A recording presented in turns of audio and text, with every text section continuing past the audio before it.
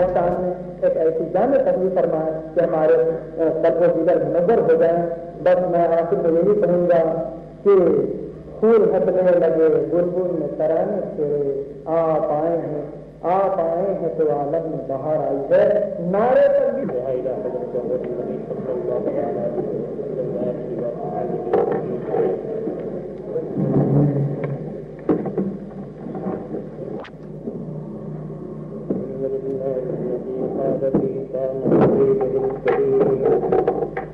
عليه التحية والتسليم. أعوذ بالله من الشيطان الرجيم. بسم الله الرحمن الرحيم. إن الله وملائكته يصلون على النبي يا أيها الذين آمنوا صلوا عليه وسلموا تسليما.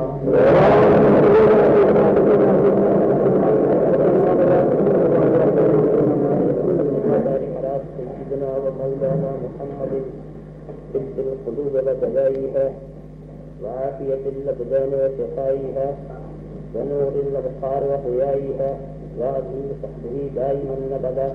سبحان ربك رب العزة عما يصفون وسلام على المرسلين والحمد لله رب العالمين. لله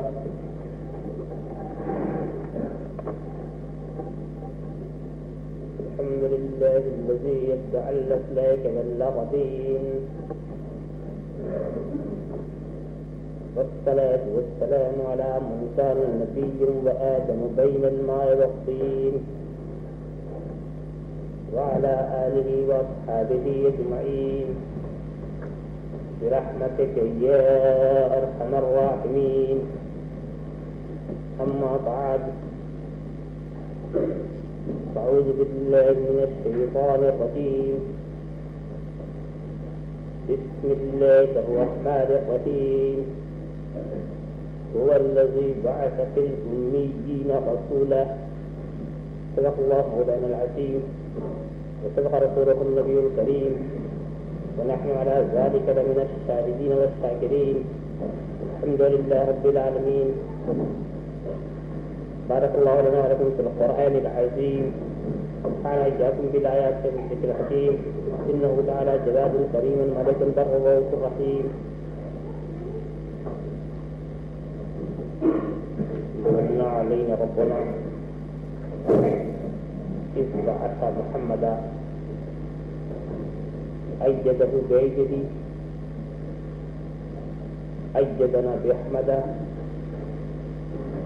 أرسله مبشرا أرسله ممجدا. صلوا عليه دائما صلوا عليه سرمدا. محمد وعلى سيدنا محمد وبارك.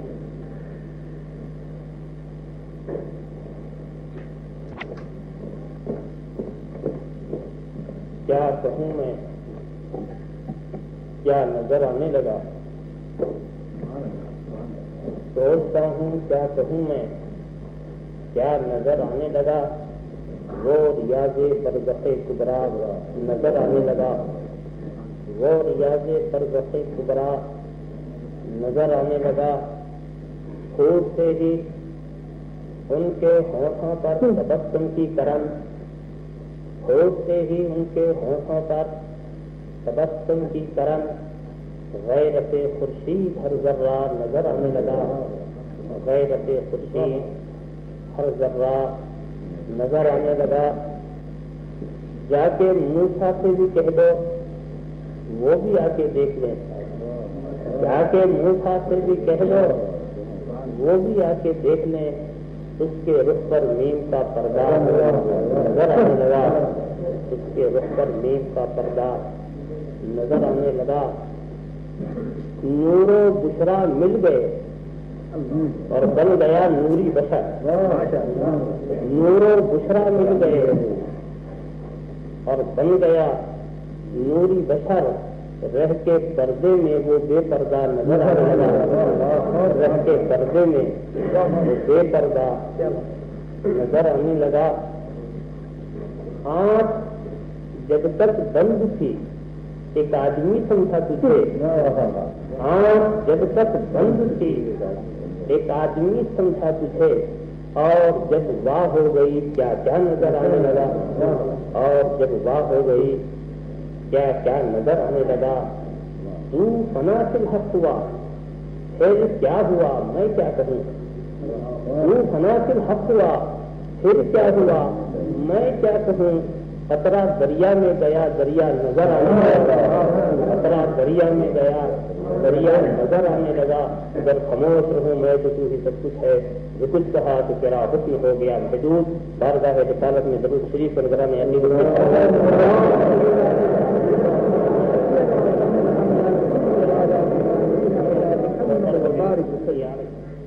ایک بار اور ہم یہ صلاۃ پیش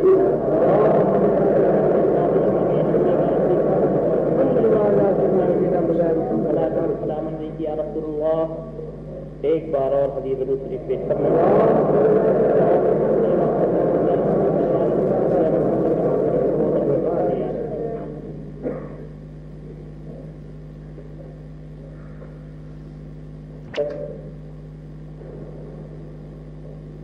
جس میں امیین میں ان پڑھ لوگوں میں اپنے رسول کو مبعوث فرمایا،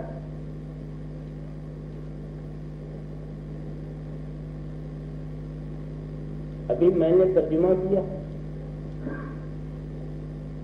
اور آپ کے ذہن میں خیال آیا کہ رسول کی بعثت صرف اہل عرب کے لیے نہیں تھی،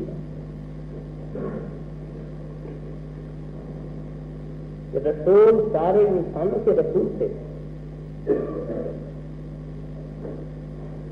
انی رسول اللہ علیکم جمیعا، میں تم سب کا رسول ہوں، اور رسول تو عید الحل سے کافہ، میں ساری مخلوق کا رسول بنا کے بھیجا گیا ہوں۔ وما ارسلناک الا رحمۃ للعالمین، اے محبوب ہم نے تجھے سارے عالم کے لیے رحمت بنا کر بھیجا ہے۔ وللعالمین نذیرا، رسول سارے عالمین کے لیے نذیر بنا کے بھیجے گئے۔ تو یہ وہ حقائق ہیں جس سے کسی کو انکار نہیں کہ اللہ کے رسول کی بعثت ساری کائنات کے لیے، اور وہ بھی قیامت تک کے لیے۔ اس عموم کو سامنے رکھ کر اب آیت پر آپ غور کریں۔ قرآن کا دعویٰ یہ ہے کہ رسول کو جن کی طرف مبعوث کیا گیا ہے وہ سب امی ہے، جاہل۔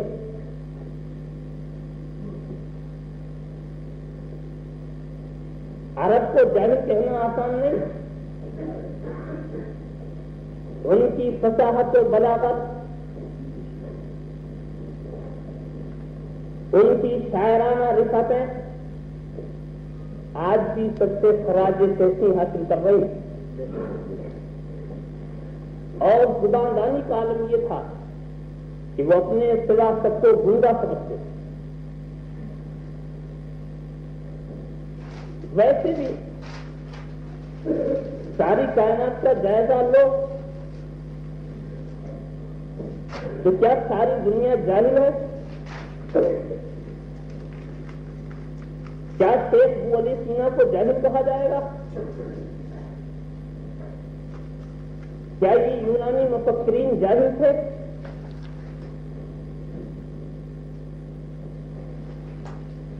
اسلام کے دائرے سے باہر رہنے والے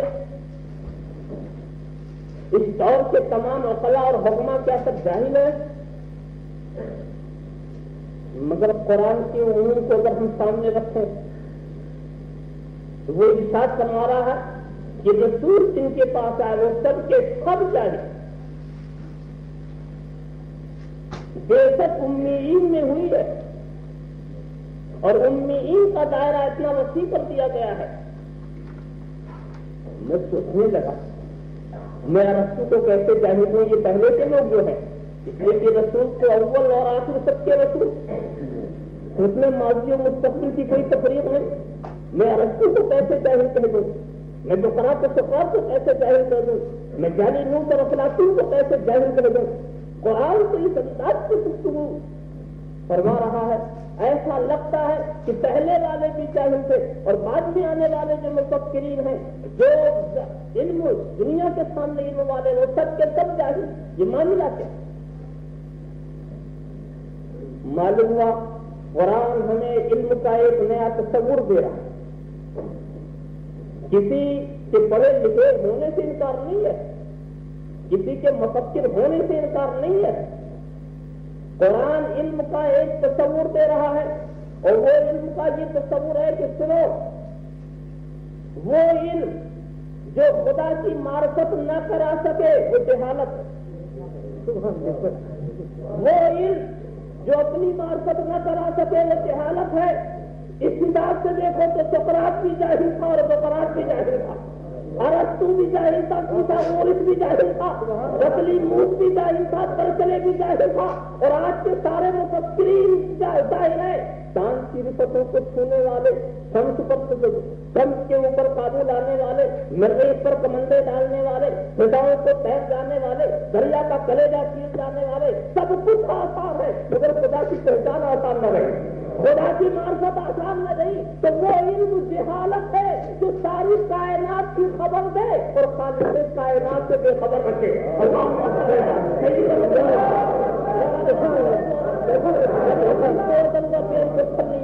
تو اب علم اگر تمہیں صحیح علم ملے گا تو دامن رسالت سے ملے گا، اگر تمہیں صحیح علم ملے گا تو بارگاہ نبوت میں ملے گا۔ تو یہ سب کے ساتھ علمی ہے، مگر اس سے یہ نہ سمجھ لینا کہ رسول بھی ویسے ہی تھے۔ دھوکہ ہو گیا۔ ایک جگہ رسول کے لیے نبی امی کا لفظ آیا تو کہا کہ دیکھو رسول کے لیے بھی امی کا لفظ آیا، اور جن میں رسول کی بےست ہوئی ان کے لیے بھی امی کا لفظ آیا، تو دونوں ایک ہی جیسے ہو گئے۔ مطلب کرو، رسول کا امی ہونا یہ میرے رسول کا کمال، اور دوسروں کا امی ہونا یہ ان کا نقص ہو رہا ہے۔ کبھی دوسرے کو اپنی طرح سمجھنے سے کچھ حادثے جس ہو جاتے ہیں، بہت زبردست حادثہ، دور سے دیکھا اپنی طرح سمجھ لیا۔ ایک موٹر سائیکل والا چلا جا رہا، سامنے سے دیکھا 2 لائٹ نظر آ رہی، اس نے اسے بھی اپنی طرح سمجھا، تو فرق یہ سوچا کہ وہ 2 موٹر سائیکل والے ہوں گے، اس نے سوچا کہ اچھا ایسا بہتر اور بہادری یہ ہے کہ ہم بیچ سے نکل جائیں، ادھر یہ لگ جائے ادھر وہ لگ جائے، بڑی تیزی سے آ رہے ہیں، وہ بھی کوئی ہماری طرح ہے، وہ بھی کوئی ہماری طرح، اور وہ بیچارہ ادھر سے ہارن دے رہا ہے، وہ ادھر سے ہارن دے رہا ہے کہ اپنے بچاؤ کا حساب کرو، مگر یہ تو مت کہ نہیں تھا، بس فرق اتنا ہے کہ وہ 2 ہیں ہم 1 ہیں، بیچ میں کافی گنجائش ہے، ہم آسانی سے نکل سکتے ہیں۔ مگر دوستو جب بالکل قریب پہنچ گئے، بچنے کا امکان ختم ہو گیا، تب ان کے ساتھ ہوا کہ وہ سڑک تھا، موٹر سائیکل نہیں تھی۔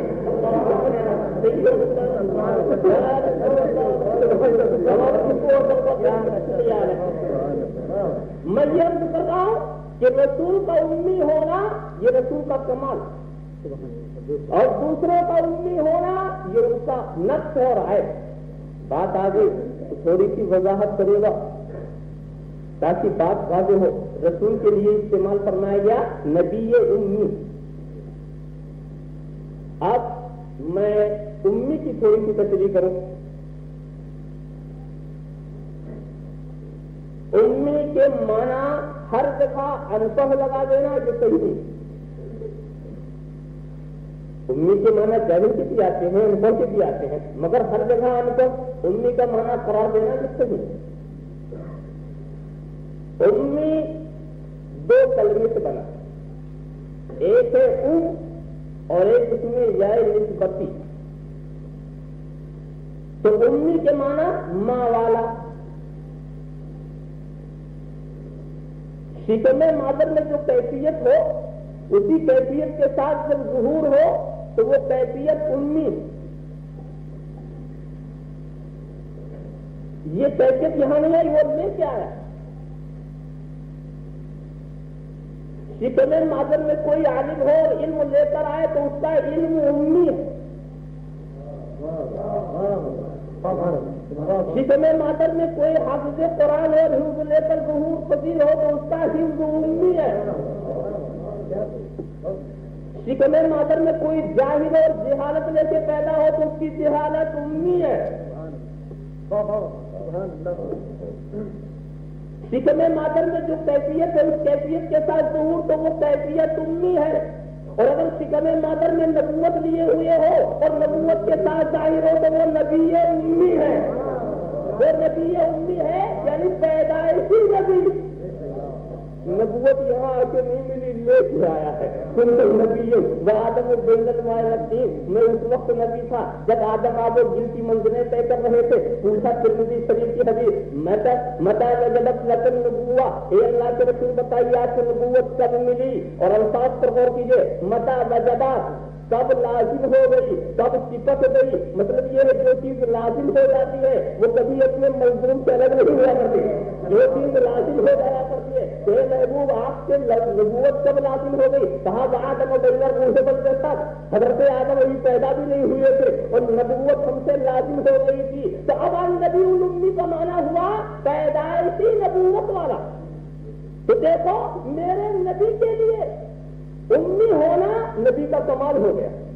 اسی لیے یہ میرے رسول کو عالم امی نہیں کہا، قاری امی نہیں کہا، حافظ امی نہیں کہا، نبی امی کہا. یہ پیدائشی نبوت والا ہے.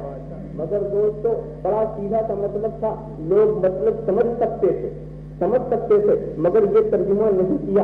آپ کو بہت ہی دکھے دل کے ساتھ میں یہ بات سناؤں، النبی الامی کا ترجمہ انصر نبی کیا گیا ہے. بعض ترجمہ نگاروں نے یہی ترجمہ کیا ہے. خدا کرے کہ ایسا ترجمہ کبھی آپ کی نظر سے نہ گزرے. اس کا نام لیتے میں کیا کروں گا، مگر کبھی گزر جائے تو آپ سمجھ سکتے ہیں کہ انصر نبی کا ترجمہ. اور بڑا ہوشیاری دیکھو، نبی جو ہے یہ لفظ بھی عربی ہے، امی جو ہے یہ لفظ بھی عربی ہے. امی کا ترجمہ کیا، نبی کا نہیں کیا. نبی کا ترجمہ نہیں کیا، ورنہ وہ سوچتے کہ نبی کے معنی کیا ہے. تو نبی کا معنی تو یہ ہے خبر دینے والا، غیب کی خبر دینے والا، غیب کی خبر رکھنے والا. تو سوچا کہ اگر میں نے اس لفظ کا بھی ترجمہ کر دیا، اچھی طرح سمجھ لو، نبی میرے رسول کا عالم نہیں ہے، نبی میرے رسول کا نام نہیں، نبی یہ صفت ہے. نبی جو ہے یہ صفت ہے. احمد اور محمد کا ترجمہ نہ کرو تو بات سمجھ میں آئے. اس لیے کہ عالم کا ترجمہ نہیں کیا جاتا مگر صفت کا ترجمہ کیا جاتا ہے. جب امی بھی ایک صفت، نبی بھی ایک صفت، تو امی کا ترجمہ کیا، نبی کا ترجمہ نہیں کیا. ترجمہ نگار بڑا ہوشیار تھا، سمجھ رہا تھا کہ اگر میں نے یہ ترجمہ کر دیا کہ ان پڑھ غیب کا بتانے والا تو لوگ کہیں گے دماغ خراب ہو گیا. جب غیب کی بات بتا رہا تو ان پڑھ کیسے؟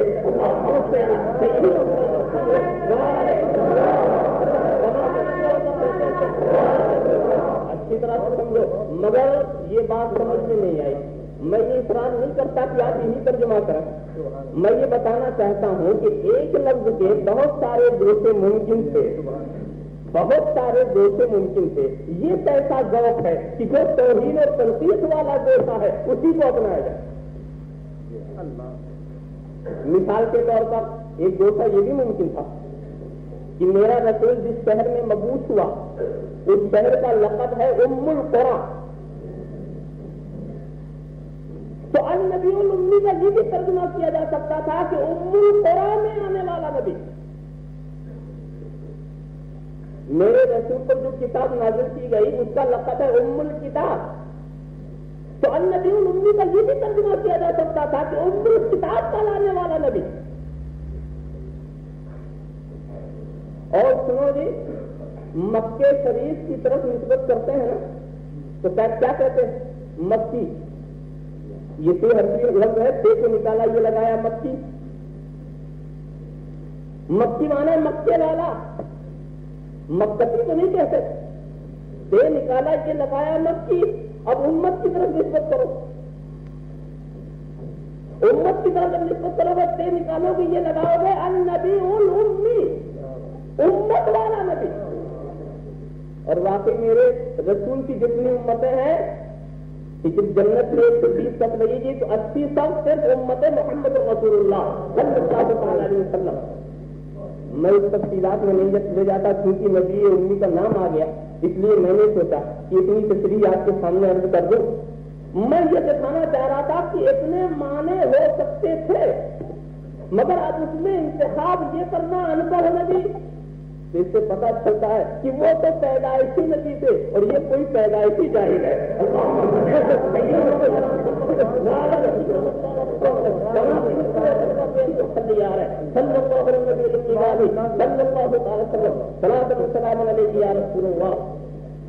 مگر ایک بات ہے، دیکھو چلیے قرآن ہی سے پوچھ لو، نبی کا کام کیا ہے؟ تلاوت آیات الہیہ، یتلو علیہم آیاتہ. دوسرا کام کیا ہے؟ ویزکیہم، اور ان کے دل کو ستھرا کرتا. اور کیا کام ہے نبی کا؟ ویعلمہم الکتاب والحکمہ، کتاب بھی سکھا رہا ہے، حکمت بھی سکھا رہا ہے. کتاب تو حضرت جبرائیل لے آئے، یہ حکمت کس نے دیا؟ نبی صاحب کتاب بھی ہے، صاحب حکمت بھی ہے. تو حکمت بھی سکھا رہے ہیں اور کتاب بھی سکھا رہے ہیں. تو ایک بات بتاؤ، قرآن میرے نبی کو معلم کائنات کی حیثیت سے پیش کرتا، میرے نبی کو مزکی قلوب کی حیثیت سے پیش کرتا، آیات الہیہ کی تلاوت فرمانے والا کہہ کر پیش کرتا. تو کیا جو کتاب و حکمت کی تعلیم دے، جو دلوں کی صفائی کرے، کیا اس کے لیے یہ لفظ زیبا ہو سکتا ہے کہ اسے ان پڑھ کہا جائے؟ معلم بغیر سیکھے کیسے معلم ہو سکتا؟ مگر آپ کہیں گے ارے ہم نے تو بہت دیکھا، کہاں پڑھا انہوں نے؟ مکے کے ایک استاد سے پوچھا کچھ پڑھا؟ نہیں میرے پاس تو نہیں پڑھا. مدینے میں جا کے پوچھا ارے بھی کچھ پڑھا انہوں نے؟ میرے پاس نہیں پڑھا. میں نے سوچا کہ چلو ساری دنیا کے اساتذہ اور معلمین سے پوچھا جائے اس نبی نے تم سے کچھ پڑھا؟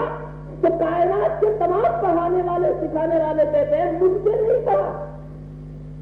مشرق دیکھا، مغرب دیکھا، شمال دیکھا، جنوب دیکھا، یورپ دیکھا، ایشیا دیکھا، عرب دیکھا، افریقہ دیکھا، سب کچھ دیکھتے چلے جا رہے ہیں. مگر کوئی ایسا نہیں ملتا جو کہے ہم نے سکھایا ہے، ہم مدرس ہیں، ہم معلم ہیں. سارے مدرسوں کو ہم نے دیکھا، سارے دارالعلوموں کو ہم نے دیکھا، سارے اداروں کو ہم نے دیکھا. آخر وہ کون سا مدرسہ ہے جس میں انہوں نے سیکھا ہو؟ وہ کون سا دارالعلوم ہے جس میں انہوں نے ڈگری حاصل کی ہو؟ وہ کون سا ادارہ ہے جہاں سے انہیں سند ملی ہو؟ ہم سب سے پوچھ رہے ہیں اور سب یہ کہتے ہیں ہم نے تو نہیں سکھایا، ہم نے نہیں سکھایا، ہمارے دارالعلوم میں ان کا داخلہ نہیں ہوا. تو فوراً فیصلہ کر پھر تو انہوں نے کہیں نہیں پڑھا. ٹھیک ہے، اب سمجھ میں آ گیا. ارے کسی دارالعلوم میں تو نام ہوتا نا، کسی مدرسے میں تو نام ہوتا. ہم تو تلاش کر رہے ہیں ساری دنیا میں، مگر رسول عربی کا نہ کسی مدرسے میں نام دیکھا، نہ کسی ادارے میں نام دیکھا، نہ کسی دارالعلوم میں نام دیکھا. ہم کیسے سمجھے کہ یہ پڑھے لکھے؟ ہم نے کہا بڑا معاملہ اگر اسی انداز سے آپ نے سمجھا تو پھر نہ جانے کتنے کو آپ کو چاہیے تو سب ہے. یہ مولانا حلیم صاحب بیٹھے ہوئے، یہ ہمارے مولانا قاری اسماعیل صاحب بیٹھے ہوئے، یہ سارے مولانا صاحبان بیٹھے ہوئے ہیں. ایک صاحب آ کے دعویٰ کر دے کہ مولانا حنیف جو ہے بالکل جائز ہے. قاری اسماعیل صاحب کو تو کچھ بھی نہیں آتا. میں نے پوچھا وہ کیسے کا؟ میرے پاس دلیل ہے. برطانیہ سے ایک کالج اور ایک اسکول اور ایک ادارے اور ایک مدرسے میں گیا، کہیں ان کا نام ہی نہیں ہے. برطانیہ کے ایک ادارے کو میں نے دیکھا، مولانا حنیف کا کہیں نام نہیں، قاری اسماعیل کا کہیں نام نہیں، ہمارے مولانا عبدالرحمان کا کہیں نام نہیں. تو اس سے پتا چلا یہ جاہل. میں خود نادان. میں نے برطانیہ کو تو دیکھا مگر جہاں سے وہ آئے ہیں اسے بھی دیکھا. برطانیہ میں سے تلاش کرے گا تو کوئی دارالعلوم نہیں ملے گا. پہلے ان سے پوچھو مولانا آپ ہیں کہاں سے؟ جب وہ کہیں گے ہندوستان سے تو چلو ہندوستان. وہاں سے پوچھو کہاں سے؟ کہاں راجستھان. پوچھا اور کہاں اپنے تعلیم حاصل کی؟ کہاں بریلی. اب جاؤ بریلی سے پوچھو کہ وہاں کے دارالعلوم میں ان کا نام ہے کہ نہیں، وہاں کے مدرسے میں ان کا نام ہے کہ نہیں. تو معلوم ہے یہاں مت دیکھو، جہاں سے آیا ہے وہاں چل کے دیکھو.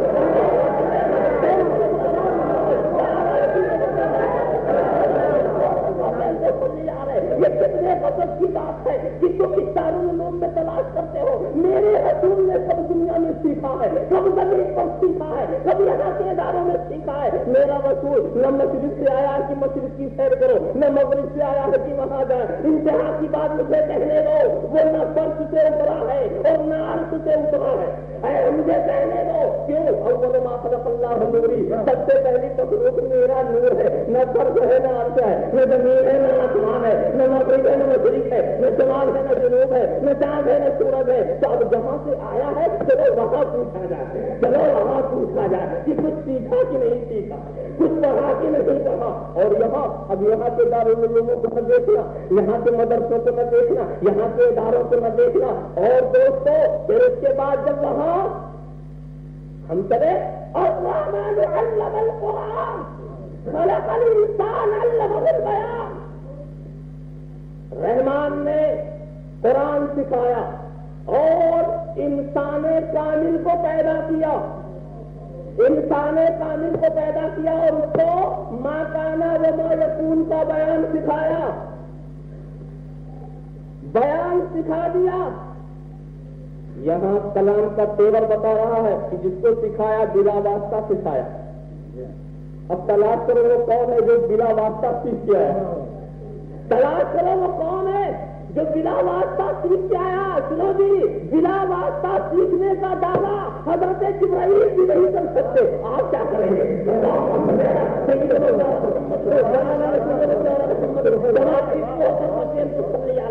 والا بھی یہ نہیں کہہ سکتا کہ میں نے بلا واسطہ فیصلہ لیا ہے، یہ تو ایک ہی ہے جو کہہ سکتا ہے انا من نور اللہ، انا من نور اللہ والخلق كلهم من نور۔ میں اللہ سے بلا واسطہ لے رہا ہوں اور مخلوقات میرے واسطے سے لے رہی ہیں۔ اللهم صل على سيدنا محمد وعلى آل سيدنا محمد كما تمكن من تسليا وعلمك ما لم تكن تعلم۔ اللہ نے سکھا دیا ہے محبوب جو آپ نہیں جانتے تھے، جو آپ نہیں جانتے تھے۔ ذرا سا غور تو کرو، تنکرے کا فلاطن تھا، تنکرے کا ہم تجھے پڑھائیں گے، خدا کہہ ہم تجھے پڑھائیں گے اور پھر تجھے فراموش نہ کر سکے گا۔ تو قرت کی نسبت بھی خدا نے اپنی طرف کر دی اور علم دینے کی نسبت بھی خدا نے اپنی طرف کر دی۔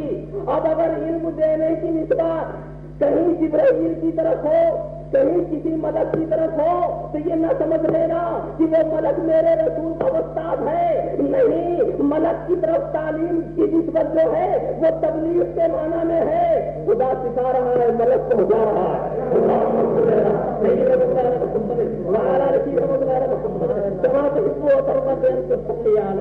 جب اس چیز کو آپ نے سمجھ لیا تو اگر سمجھنا ہے، اگر واقعی جاننا ہے تو جو عالم لاہوت سے آیا ہے بس میں قدس میں چلو، بس میں لاہوت میں چلو اور پھر دیکھو وہاں سے وہ سیکھ کر کے آیا۔ یہاں کے اداروں کو نہ دیکھو، یہاں کے مدرسوں کو نہ دیکھو۔ مجھے بڑی حیرت کی بات ہے، مجھے بڑی حیرت کی بات ہے، ہمارا ایک چھوٹا سا مولوی چند کتابیں ہمیں پڑھا دے تو لوگ ہمیں پڑھا لکھا سمجھنے لگے، ہمیں عالم کہنے لگے، ہمیں فاضل کہنے لگے، ہمیں ڈگریاں دینے لگے۔ اور خدا اپنے حبیب کو اگر سکھائے تو اس کے علم میں شک ہونے لگے، اس کے علم میں شک ہونے لگے۔ نہ اس سکھانے والے کو دیکھو اور اس سیکھنے والے کو دیکھو۔ اور سنو، اچھی طرح سنو، کیا میرا خدا ساری کائنات کا علم رسول کو دے سکتا ہے کہ نہیں؟ قدرت ہے کہ نہیں؟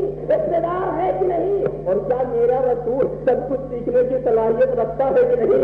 صلاحیت رکھتا ہے کہ نہیں؟ تو ادھر قدرت، ادھر صلاحیت، اس نے دیا، انہوں نے دیا، بیچ والے توقع کرے کچھ نہیں ہوتا۔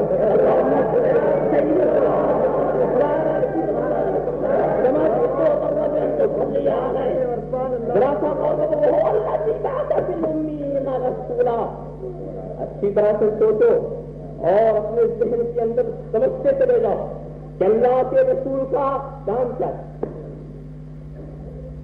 اللہ کے رسول کی ذمہ داری کیا ہے۔ اس ذمہ داری ہی کو اگر آپ محسوس کریں گے تو آپ سمجھیں گے یہ کسی پڑھے لکھے کا کردار ہو سکتا ہے، مگر عقیدت کی دنیا بھی عجیب عجیب بن گئی ہے۔ زمانہ بہت خراب ہو گیا، جس نے ساری کائنات کو علم دیا اس کے علم میں شک ہو رہا، اس کے علم میں شک ہو رہا، اور اس کے علم کو کم دکھانے کے لیے اپنے علم کا استعمال ہو رہا، اپنے علم سے رسول کے علم کو کم دکھانے کے لیے اپنے علم کا بڑا زوردار استعمال ہو رہا ہے، مگر قرآن نے 7 لفظوں میں سیدھے سادے انداز میں بتا دیا هو الذی ارسل رسولہ هو الذی بعث فی الامیین رسولا، اللہ وہ ہے جس نے اپنے رسول کو امیین میں مبعوث فرمایا۔ کام کیا ہے میرے رسول کا؟ تلاوت قرآن، ذمہ داری دیکھیے رسالت کی، تزکیہ نفوس، تعلیم کتاب و حکمت، یہ اللہ کے رسول کی ذمہ داری۔ دوستو میرا رسول جو مشن لے کر آیا اس پر چلنا تلوار سے زیادہ تیز اور بال سے زیادہ باریک راستے پر چلنا۔ دیکھو پلسرات کا نام تو آپ نے سنا ہوگا، پلسرات کا نام سنا، وہ کہتے ہیں کہ تلوار سے زیادہ تیز اور بال سے زیادہ باریک، اس پر کوئی بجلی کی طرح گزر جائے گا، کوئی ہوا کی طرح گزر جائے گا، کوئی گھوڑے کی رفتار سے گزر جائے گا، کوئی آدمی کی رفتار سے چلے گا، کوئی گرتا پڑتا ہوا چلے گا، مختلف چال، مختلف اعمال کی روشنی میں۔ مگر میں ایک بات بتاؤں، اس پلسرات کو تو اپنی جگہ پر رہنے دو، اس دنیا میں بھی ایک پلسرات ہے، اس دنیا کے پلسرات کا نام ہے صراط مستقیم، بال سے زیادہ باریک اور تلوار سے زیادہ تیز، اور یہاں کے پلسرات پر جو جتنی تیزی سے گزرے گا وہاں کی بھی پلسرات پر وہ اتنی تیزی سے گزرے گا۔ تو مست یہی کر لو، اگر یہاں گرتے پڑتے چلے تو وہاں بھی گرتے ہی پڑتے چلیں گے، اور اگر یہاں تیز گاڑی سے گزر گئے تو وہاں بھی تیز گاڑی سے۔ تو قدرت نے ایک پلسرات یہی کر دی ہے تاکہ مشق و تمرین کی منزلیں یہی ختم ہو جائے۔ اور میں آپ کو بتاؤں، اس پلسرات کو سمجھنا ہے تو ایسے سمجھو، بات آ گئی ہے اصلاحی بات ہے، اس کو بھی ذہن میں رکھنے کی ضرورت ہے۔ دیکھو ایک طرف ہمارا دل، ہمارے دل کی خواہشیں، ہماری آرزویں، ہماری تمنائیں، دنیا کی چیزوں سے محبت ہے، دنیاوی رشتے، ایک طرف تو یہ، اور دوسری طرف حق ہے، خدا کا دین، خدائی احکامات، قرآن ہے، سنت ہے، دونوں اپنی طرف کھینچ رہے ہیں۔ دنیاوی رشتے یہ کہہ رہے ہیں کہ رشتہ نہ ٹوٹنے پائے چاہے دین چھوٹ جائے، دنیاوی آرزویں اپنی طرف کھینچ رہی ہیں، اپنے تعلقات کا لوگ مظاہرہ کر رہے ہیں، عجیب ان سب معاملات میں کرنے کی کیا ضرورت، اپنے گھریلو معاملات کو ختم نہ کرو، گھریلو تعلقات کو ختم نہ کرو، دنیاوی رشتے کے تقاضے کچھ ایسے ہی ہیں کہ ایک طرف کھینچ رہے ہیں، دنیاوی خواہشات، دنیاوی تمنا ایک طرف کھینچ رہی اور خدا کا حکم ایک طرف بلا رہا ہے، ادھر سے بھی کھنچاؤ ہے، ادھر سے بھی کھنچاؤ ہے۔ اب کوئی توازن کے ساتھ چاہے راہ اعتدال سے گزر جائے یقیناً وہ کامیاب ہو گیا ہے۔ نہ اپنے جذبات کو مردہ ہونے دے، نہ حکام خدا بندی کو مجروح ہونے دے، بہت ہی نازک معاملہ ہے، اور ایسے نازک موڑ سے گزر جانا، تلوار سے زیادہ تیز اور بال سے زیادہ باریک راستے سے گزرنا۔ میں آپ کو ایک چھوٹی سی مثال دوں، ایک فرض کرو ایک ایسی محفل کو کہ جس میں لوگ دور دور سے آئے ہیں، اس میں مختلف قسم کے شوہر ہے، اس کی زوجہ ہے، بیٹا ہے، ماں ہے، بہن ہے، ایک گھر کے مختلف افراد آئے، جلسے میں بیٹھے گھنٹے 2 گھنٹے وہاں وقت ان کا گزرا، اور اس کے بعد پھر یہ سب پلٹ کے جاتے ہیں۔ جب گھر پہنچے تو سب تھکے ہوئے ہیں، بس تمثیل کو ذہن میں اتارنے کی کوشش کریں آپ، سب تھکے ہوئے ہیں، سب پریشان ہیں، سب کو پیاس لگی۔ اب ایسے وقت میں دیکھنا یہ ہے کہ شوہر کا کردار کیا ہوتا ہے۔ شوہر یہ سوچتا ہے کہ ہماری بیوی پہلے تمام ہمارے عزیزوں اور رشتے داروں کی پیاس بجھا لے، پہلے سب کو راحت پہنچا دے، پھر جا کر آرام کرے۔ یہ اس کے ذہن میں، کیوں اس کے ذہن میں یہ بات آئی کہ وہ سمجھتا ہے کہ ماں میری ماں، بہن میری بہن، مگر یہ غیر کے گھر کی آئی ہوئی لڑکی وہ اسی کو اپنی مردانگی کی نشانی سمجھتا. حالانکہ غور کرو تو جب مرد تھکا ہوا ہے تو اس کے نسبت سے عورت اور بھی تھکی ہوئی ہوگی. چاہیے یہ تھا کہ تقسیمیں کار کر لیتا, آدھا کام خود کرتا, آدھا کام عورت کے حوالے کرتا, مگر اس نے ایسا نہیں کیا. اس نے سوچا کہ اگر ہم نے اپنی بیوی کی رعایت کی تو مردانگی کی کرسی چل جائے گی. اس نے یہ سوچا تقسیمیں کار کرنا تھا تو اپنے بہن کے کو کچھ ذمہ داری دینی تھی, مگر نہیں, اس نے دوسرے کے جذبات کا خیال نہیں کیا. اپنا اور غیر کی بات آ گئی, رشتہ غالب آ گیا, حکم الہی پہ نظر کرنا فراموش کر گیا. وہ آپ خیال کیجیے, ایسے وقت میں ایسا عمل کرنا کہ کسی کی حق تلفی نہ ہو, کسی کے دل کو صدمہ نہ پہنچے اور قاتل ہو جائے, یہ واقعی تلوار سے زیادہ تیز اور باز سے زیادہ باریک رہتا ہے. تو یہ معاملہ کچھ اتنا آسان نہیں. اللہ کے رسول یہاں جب آئے تھے تو ان کا بھی راستہ بہت ہی زیادہ باریک. میں اس کی وضاحت آپ کے سامنے عرض کروں گا. مقصد کیا وہی میں بتا چکا ہوں, تلاوت آیات, تزکیہ نفوس, تعلیم کتاب و حکمت. اللہ کے رسول یہاں کوئی حکومت قائم کرنے نہیں آئے, اسٹیٹ بنانے نہیں آئے, طاقت اور فوج کے ذریعہ زمینوں پر قبضہ کرنے نہیں آئے.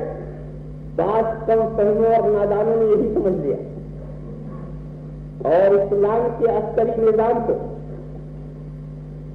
ایسا لازمی اور ضروری قرار دیا کہ اس کے بغیر اسلام ہی نہ مکمل نہیں نظر آتا. اللہ کے رسول آئے تھے برائی مٹانے. اب اگر وہ برائی ایک فرض میں ہے تو رسول کا مقابلہ اس ایک فرض سے. برائی گھر میں ہے تو رسول کی اصلاح کا دائرہ اس گھر تک پہنچتا. برائی خاندان میں ہے, برائی ایک شہر میں ہے, برائی ایک ملک میں ہے, برائی جہاں جہاں ہوگی وہاں سے رسول کا مقابلہ. رسول آئے تھے برائی کو مٹانے کے لیے. میں یہی پر میں کہتا ہوں کہ رسول دشمنوں کے دشمن نہ تھے, رسول کافروں کے دشمن نہ تھے, رسول مشرکوں کے دشمن نہ تھے, رسول منافقوں کے دشمن نہ تھے, رسول نفاق کے دشمن تھے, رسول کفر کے دشمن تھے, رسول شرک کے دشمن تھے, رسول دشمنی کے دشمن تھے. ایسی بات نہیں تھی. مطلب یہ کہ برے سے محبت کرتے تھے اور برائی سے عداوت رکھتے تھے.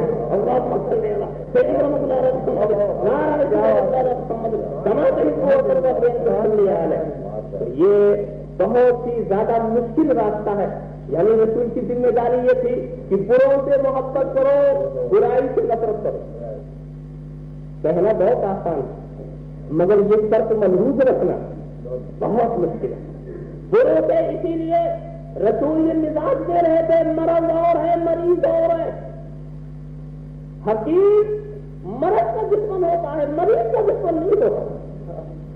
اور اگر کوئی حکیم کا مریض ہی کے دشمن ہوگا تو آزادی اجڑ جائے, قبرستان آباد ہو جائے. اور سنو جی, حکیم مرض کے اوپر شدید ہوتا, مرض کے اوپر اتنا شدید کوئی رعایت کرنے کو تیاری نہیں, بہت ہی کم.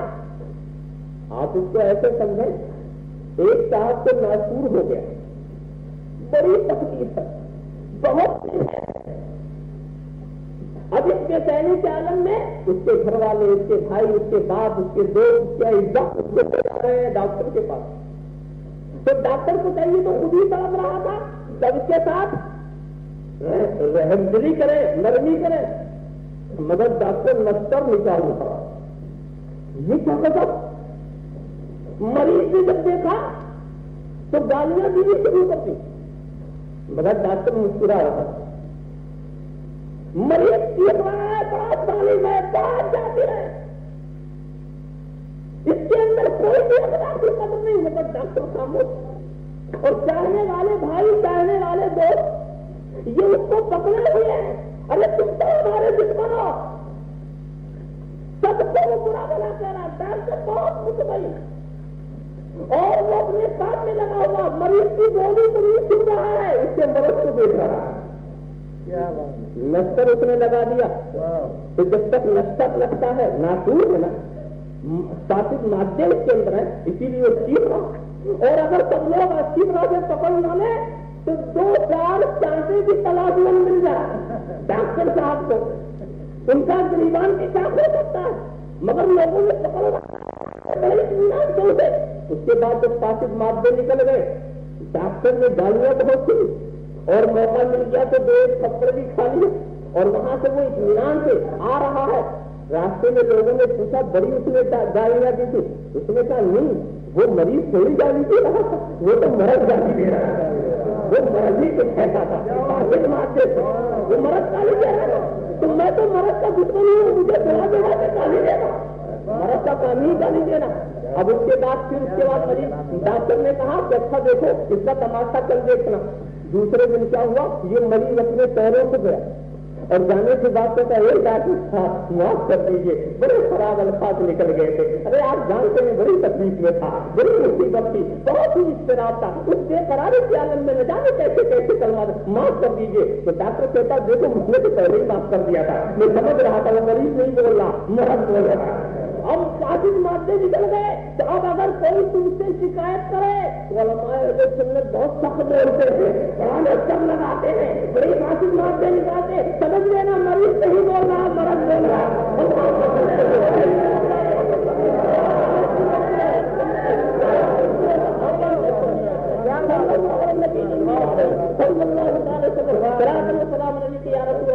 اور سنو گے جب اس مریض کے فاسد مادے نکل جائیں گے، جب اس مریض کے فاسد مادے نکل جائیں گے، یہی بات میں ایسے شکریہ ادا کرے گا، مولانا علی آپ نے بہت اچھا کیا، جو یہ سمجھا دیا، ورنہ میں تو سمجھے ہی نہیں تھا، کچھ بات آپ کے خلاف گزری معاف کیجیے گا۔ اللہ صحیح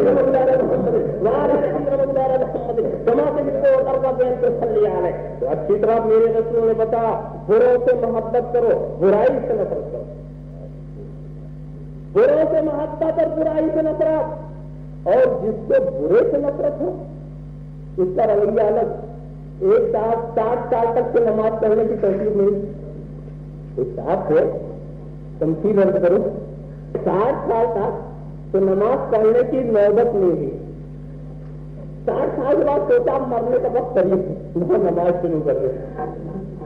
اب جب نماز شروع انہوں نے کی تو موٹی موٹی تصویر بنا لی، اور 100 دانے والی تصویر بھی کافی نہیں، 1000 تیار کرایا جس میں 1000 دانے ہوتے ہیں، کہ گلے میں تو ایک ہی تصویر ایسا لگا دیا معلوم بہت ساری تصویر ہے، 1000 دانے والی خوب پڑھ لیں، اور اس کے بعد ان کے اوپر تقوی کا ایک لقوہ ایسا پڑا کہ ہر بے نمازی سے نفرت، ہر بے نمازی سے نفرت، ادھر بے نمازی کو دیکھا اسے ڈانٹنا شروع کر دیا، اپنی پچھلی زندگی یاد نہ رہی، جی نگاہوں سے دیکھنا شروع کیا، ہر بے نمازی سے عدالت۔ دیکھا آپ نے کہ یہ انسان کیا کوئی ہدایت کر سکتا؟ چاہیے تو یہ تھا کہ کسی بے نمازی کو دیکھتے اپنے قریب آنے دیتے، اس سے نرمی سے بات کرتے، اس سے خوش اخلاقی سے پیش آتے، اس کے کام آتے، اور کام آنے کے بعد بیچ میں اس کی بے عملی کی شکایت بھی کر دیتے کہ تمہارے اندر یہ خرابی۔ تو اگر وہ ایسا کرتے تو وہ سمجھتا کہ مجھ سے محبت ہے، میری برائی سے ہے، مگر انہوں نے ایسا کیا، دیکھا کرم ہوئے، دیکھا کرم ہوئے، تو لوگوں نے ان کی بھی صورت دیکھ کے بھاگنا شروع کر دیا۔ ادھر امام اس راستے سے جا رہے ہیں تو یہ ادھر سے ادھر سے جا رہے ہیں، یہ تو ابھی دیکھیں تو گرم ہی ہو جائیں گے، قریب آنے کے لیے کوئی تیار نہیں۔ تو چاہیے یہ تھا کہ محبت سے پیش آتے اور بتا دیتے کہ سنو ہمیں تم سے ہمدردی ہے، تمہاری ذات سے ہمدردی ہے، حق تمہارے برائی سے نفرت کرنے والے ہیں، تمہاری بے عملی سے نفرت کرنے والے ہیں۔ یہ تفریح بڑی مست میں چاہوں گا کہ سیرت رسول اور سیرت اہل بیت کے ایسے گوشے میں آپ کے سامنے رکھوں جس سے پتا چلے کہ وہ برے کے دشمن نہ تھے، برائی کے دشمن۔ اسلام اس لیے پھیلا، کیا تم واقعے کو فراموش کر سکتے ہو؟ بہت مشہور واقعہ، مگر اس بات کی وضاحت کے لیے نہایت ہی مسئلے کو ذہن کے قریب کر دینے والا واقعہ، سیدنا علی مرتضیٰ کا مقابلہ ہوا۔ واقعہ نگاری مقصود نہیں، سامنے والے دشمن کو انہوں نے زیر کر دیا، دشمن نے آپ کے چہرے مبارکہ پر تھوک دیا، خنجر گلے سے رکھ دیا تھا، چلانا آسان تھا، ہٹانا آسان نہ تھا، مگر جب تھوک دیا آپ اٹھ جاتے۔ دشمن نے کہا علی بہادر ضرور ہو مگر وہ تو نہ تجربے کا، کوئی دشمن کے سینے پہ سوار ہو کے اٹھتا، کوئی گلے پہ خنجر رکھ کے ہٹاتا ہے۔ سیدنا علی مرتضیٰ نے کہا چلو میرا تمہارا جو مقابلہ تھا وہ صرف خدا کے لیے تھا، اور میں تیرے سینے پہ سوار ہوا تو خدا کے لیے، اور میں نے جب گردن کے اوپر خنجر رکھا تو خدا کے لیے، اور جب تو نے میرے چہرے پر تھوک دیا تو نفس کا غصہ بھی شامل حال ہو گیا۔ تو علی کی غیرت ایمانی نے اسے برداشت نہ کیا، جو کام وہ صرف خدا کے لیے کر رہا تھا اس میں نفس کا بھی کوئی دخل ہو جائے، یہ کیسے اٹھنا تھا۔ اب اس کے ارادے مزمحل ہو گئے، اس کے بازو سر ہو گئے، مقابلے کی طاقت ختم ہو گئی، اور وہ کہتا ہے اشہد ان لا الہ الا اللہ وحدہ لا شریک لہ واشہد ان محمدا عبدہ ورسولہ۔ علی کی للہیت دیکھ کر، علی کا اخلاص دیکھ کر، علی کی محبت دیکھ کر، علی کا رویہ دیکھ کر، علی کی روش دیکھ کر، اشہد ان لا الہ الا اللہ وحدہ لا شریک لہ واشہد ان محمدا عبدہ ورسولہ۔ بس اس واقعے کو آپ نے بار بار علماء سے سنتے رہیں گے، میں نے صرف اس لیے پیش کیا ہے۔ بولو اگر حضرت علی خنجر چلاتے تو کیا ہوگا؟ ہٹا لیا تو کیا ہوگا؟ اگر خنجر چلاتے تو کافر کٹ جاتا، ہٹا لیا تو کفر کٹ گیا۔ یہ کافر کے دشمن نہیں ہے، کفر کے دشمن ہے۔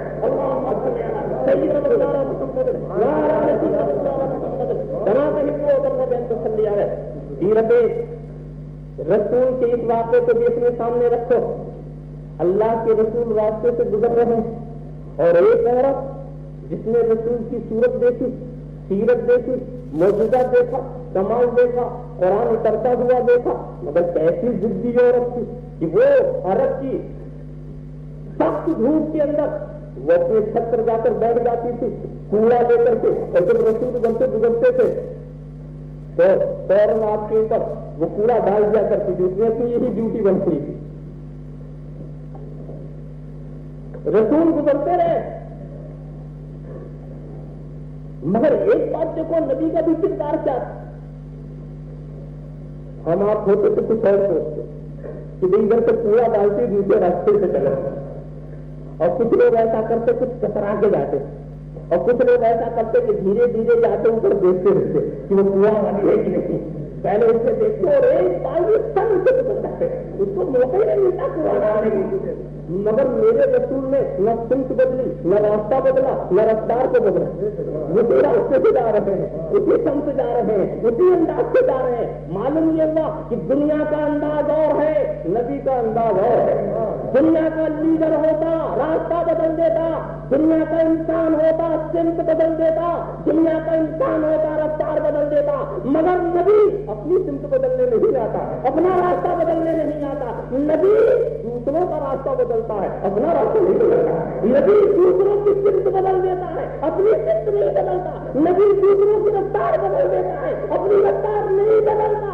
اور ہم نے دیکھا ایک ایسا وقت آیا کہ نبی پہ جب کوڑا نہیں آیا، جب کوڑا نہیں پڑا تو نبی نے سوچا ذرا منتھر کرسی کر لیں، آج اس کی تقریر کی سنگین نظر آ رہی ہے۔ اور جب وہ ایک بڑھیا عورت، کئی بڑھیا عورت، ایک تو عورت وہ بھی بوڑھی وہ بھی جاہل، میں کہوں مولانا ذرا اس بوڑھی عورت کو سکھاؤ، پہلے اس کو جاہل سکھاؤ، یہ تو جاہل ہے، اس کا سمجھانا میرے بس کی بات نہیں، دوستوں ساری دنیا کہہ دے گی۔ جاہل ضدی بوڑھی عورت کو سمجھانا میرے بس کی بات نہیں، مگر نبی یہ نہیں کہہ سکتے۔ اگر نبی نے یہ کہہ دیا کہ بوڑھی عورت کو سمجھانا میرے بس کی بات نہیں تو دوسرے نبی کی ضرورت ہے کہ وہ نبیوں کو بھی سمجھا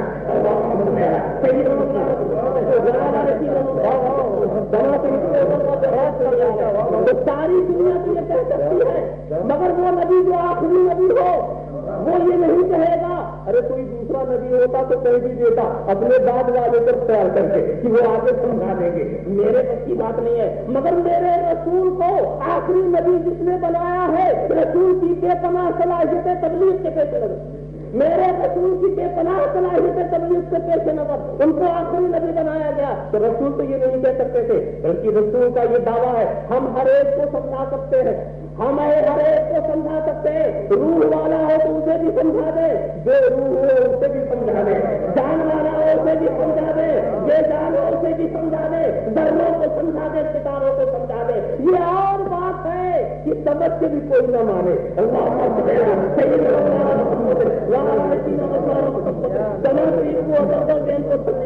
مگر نبی کو سمجھاتے رہیں گے۔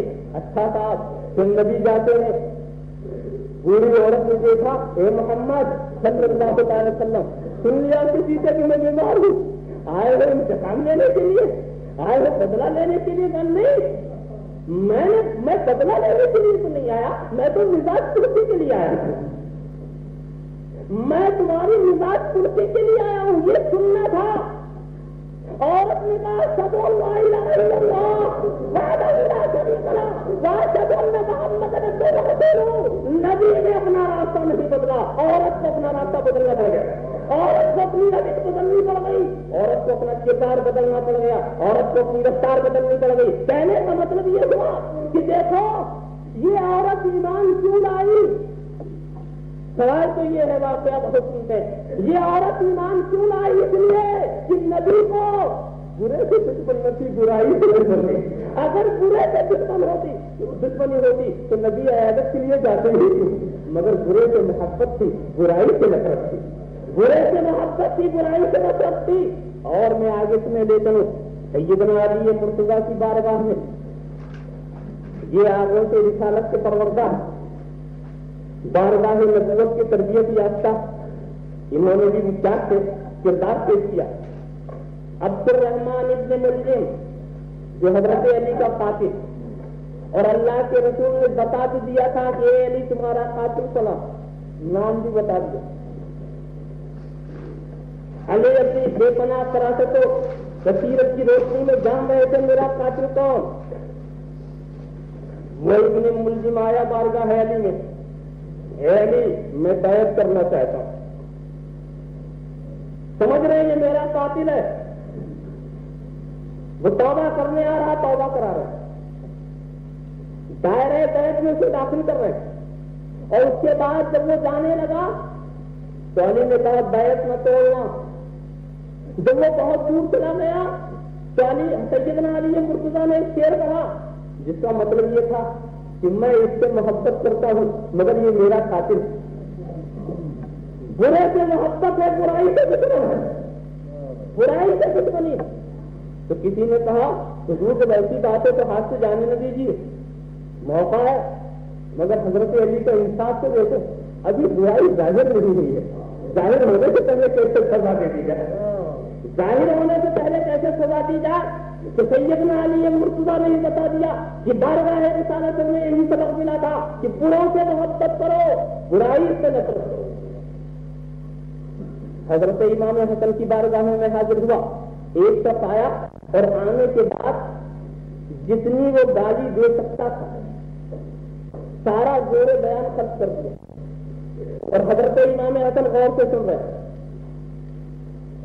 غور سے سننے کے بعد جب وہ کہہ کے خاموش ہو گیا تو یہ کہتے ہیں کہ بھائی تو مسافر نظر آ رہا ہے، تجھے سواری کی ضرورت ہے تو میں پیش کر دوں، تجھے کچھ اور نوکری چاہیے تو میں انتظام کر دوں، تمہارے پاس مال و اسباب نہ ہو تو ایسا بتاؤ، تمہارے بچوں کے لیے۔ مطلب یہ ہے کہ اس نے تو گالی دینے میں پورا کمال کر دیا اور جتنے الفاظ اس کے پاس سے سب خرچ کر دیا، اور حضرت امام حسن نے اس کی ضروریات پر اپنی ذہن کو جما دیا کہ جتنی ممکن ضروریات ہے سب کا نام لے لو۔ یہ سب سننے کے بعد وہ فوراً کہتا ہے کہ حسن جس وقت میں نے پہلے آپ کو دیکھا تھا تو مجھ سے بڑھ کے آپ کا دشمن کوئی نہ تھا، مگر آپ اس وقت آپ سے زیادہ مضبوط کوئی نہیں ہے.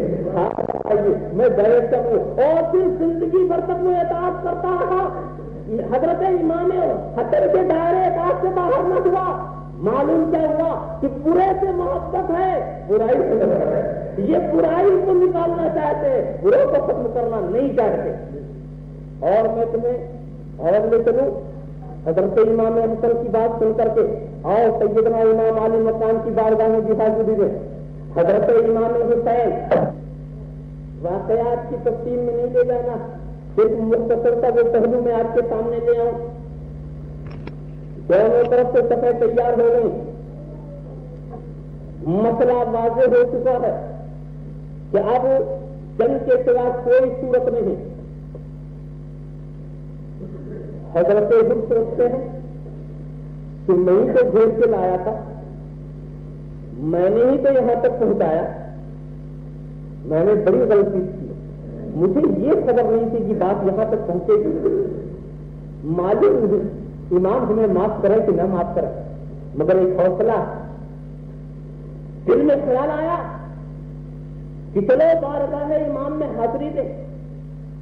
وہ اپنے بھائی کے ساتھ پہنچتے ہیں اور امام کی بارگاہ میں حاضر ہو کر پچھلے واقعات کو دہراتے ہیں کہ حضور میں وہی ہوں جس سے ایسی گستاخی اور ایسی نادانی ہوئی. حضور کیا آپ کے دامن میں تیری گنجائش؟ حضرت حسین کا جواب عجیب تھا, درد ہے ماں درد ہے نومیدی نے بدلا اور اگر توبہ شکستی بابا. یہ میرا آستانہ نا امیدی کا آستانہ نہیں ہے. 1000 بار اگر تم نے توبہ توڑی تو اب بھی آ جا, ابھی دروازہ کھلا ہوا ہے. ذرا سا غور تو کرو. مگر سوچو حضرت امام نے یہ نہیں کہا تم نے بڑا برا کیا, تم نے ہمیں لا کر کے یہاں جنجال میں پھنسا دیا. نہیں, حضرت امام کا لفظ سنو. جب انہوں نے کہا حضور کیا ہماری گنجائش, انہوں نے کہا اے ہو تیری ماں نے تیرا کتنا اچھا نام رکھا ہے. حر کے مانا آزاد, تو یہاں بھی آزاد ہے اور آخرت میں بھی آزاد ہے. تیری ماں نے تیرا کتنا اچھا نام رکھا. یعنی یہ انتہا ہے کمال کی بات کہ اپنے مجرم کو مجرم کہنا بھی پسند نہیں کرتے, اپنے گنہگار کو گنہگار کہنا بھی پسند نہیں کرتے. گنہگار بن کے آیا ہے مگر یہ آزاد بنا کے پیش کر رہے ہیں, آزاد بنا کے پیش کر رہے ہیں. یہ درد ہے نومیدی گئے صدمہ اور اگر توبہ شکستی وعدہ. اور میں تو ایمان کے دل و جگر کو اور بھی آپ کے سامنے رکھنا چاہتا ہوں. ذرا غور کرو, بات ختم ہو گئی, سارے معاملات بھی ختم ہو گئے, سیدنا علی ہے تو ان کی شہادت بھی ہو گئی, سب کچھ ہو گیا. مگر ایک بات بتاؤ, امام آخر میں ایک تقریر کر رہے ہیں, اپنے کو پہچانوا رہے ہیں. ذرا سوچو یہ کتنے دل گردے کی بات ہے. اب اگر اس وقت حضرت عباس کا بازو کاٹنے والا آتا تو امام معاف کر دیتے. حضرت علی اصغر کے اوپر تیر چلانے والا ہرملا آتا تو حضرت امام معاف کر دیتے. اتنا کچھ لٹا دینے کے بعد بھی کہہ رہے ہیں ای درد ہے ماں درد ہے نومیدی نے صدمہ اگر توبہ شکستی بابا. پہلے بیت رسول نے اپنے کردار سے ثابت کیا ہم بروں کے دشمن نہیں ہیں, ہم برائی کے دشمن ہیں. آج بھی تو توبہ کر کے آ جا تو دروازہ کھلا ہوا ہے, دامن میں بڑی گنجائش ہے. اللہ کے رسول نے یہی سبق سکھایا تھا, اللہ کے رسول نے یہی درس دیا تھا کہ بروں سے محبت کرو, برائی سے نفرت کرو, مریض سے محبت کرو اور مرض سے نفرت کرو. ورنہ وہ حکیم صاحب کا تو حال آپ سے سنائی ہے جن کو مریض سے دشمنی ہو جائے. ایک حکیم قبرستان میں چادر سے چھپا لیا کرتے تھے. کسی نے کہا حکیم صاحب یہ کیا کرتے ہیں؟ تو آپ قبرستان جاتے ہیں تو چہرہ چھپا لیں. یہاں کے مردوں سے مجھے شرم آتی ہے, یہ تو میری دوا سے تکلیف رہا ہے, یہ آزادی میرے ہی دم قدم پہ ہے, مجھے شرم آتی ہے. یہ مریض کے دشمنی میں وہی حال ہے. اور آج کل کچھ حال معاملات بھی کچھ ایسے ہیں, کسی ڈاکٹر حکیم کے پاس جاؤ تو نفس کے اوپر ہاتھ رکھتا پر اسی ایک تک سوچتا تو پوچھتا بنی کیا ہوا. ارے ہمیں سے پوچھنا تو نفس کیوں دیکھتے ہیں. عجیب سن بڑھ رہا ہے, علم گھٹ رہا. موجودہ سائنس جو ہے سن کو بڑھا رہی ہے, علم کو گھٹا رہی ہے. اب وہ حکمت ہی ختم ہو رہی ہے کہ نفس پر انگلی رکھو اور دل کی دھڑکنوں کو شمار کر لو.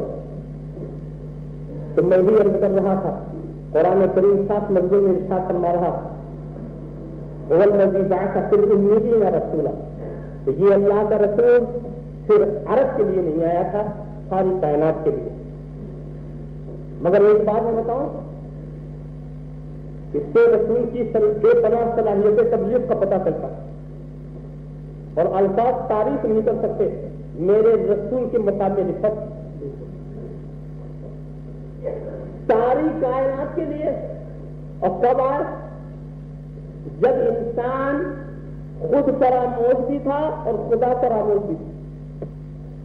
نہ خدا اسے یاد تھا، نہ اپنے سر کی قیمت بھی انسان کو معلوم نہ تھی. ایسی خود فراموشی، خود فراموشی کی کیفیت آپ نہیں سمجھیں گے. میں مثال بھی تو شاید سمجھ میں آیا کہ آدمی اپنے ہی کو میں پہچانتا، وہ یہ بھی نہیں جانتا کہ میں کیا ہوں، کیا کر رہا. ایک صاحب پہنچے بازار میں اور انہوں نے کچھ دکانوں کی توڑ پھوڑ شروع کر دی. لوگوں نے پکڑا اور ان کی ساتھ کوشش شروع ہو گئی اور جتنی مار زیادہ پڑتی اتنی وہ ہنستے. جوتے پڑنے وہ ہنس گئے. پوچھا گیا تو ہنستا کیوں ہے؟ تب مجھے ہنسی ایک بات کرا رہی تھی کہ مارنا تھا مجھے، مار رہی کسی اور کو. ایسا بھولا ہوا تھا اپنے کو. اور میں ایک واقعہ آپ نے چھوٹے کو بتاؤں. یہ واقعہ وہ کتابیہ جو لطیفہ بن گیا مگر واقعہ. ایک بیچارے مولوی صاحب سیدھے سادے، وہ ان کو مولوی صاحب نہیں تھے، بعد میں ان کو فرض ملی ہمارے چھوٹے میں. ان کو شعر و شاعری کا بڑا شوق تھا، تو شاعری کرتے کرتے ایک استاد کی ضرورت ہوئی تو چھوٹے میں ایک استاد مل گئے. مگر وہ استاد جو تھے وہ افیم پینے کے آدمی. ایک مرتبہ شاگرد صاحب رات کے وقت گئے استاد سے اصلاح لینے کے لیے اور وہ ایک پیالہ بھوج سے پہلے ہی سے تیار کر رکھے تھے. تو انہوں نے تو اپنے اوپر چڑھائی نہیں تھی جب تک چڑھانا تھا. جب شاگرد پہنچے تو کہا بیٹا اسے پیو گے، وہ نہیں سمجھ سکے بیچارے کیا ہے. سمجھا فلٹر مت ہوگا، انہوں نے اٹھا کے پی لیا. اب دونوں جب سرور میں آئے، کیف میں آئے، تھوڑی دیر تک بیٹھے رہے. انہوں نے کہا بیٹا چلو میں تمہارے گھر پہنچا ہوں. چلے گا. اور وہ ایک محلے سے دوسرے محلے میں پہنچایا. جب پہنچا کے اچھا بیٹا میں چلتا ہوں اور استاد میں بھی آپ کو پہنچا ہوں.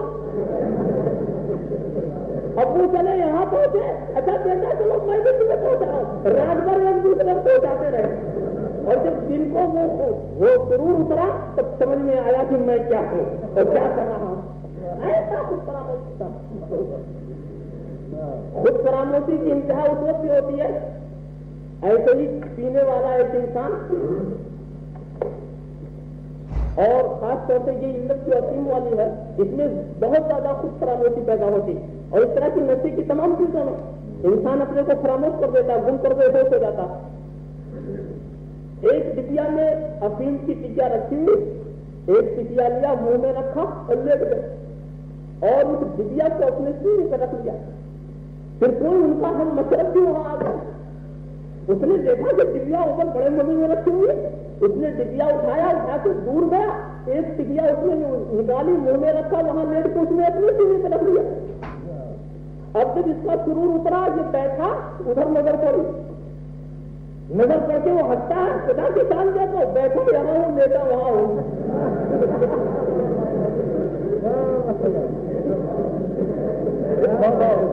دیکھیے اپنے کو پہچانی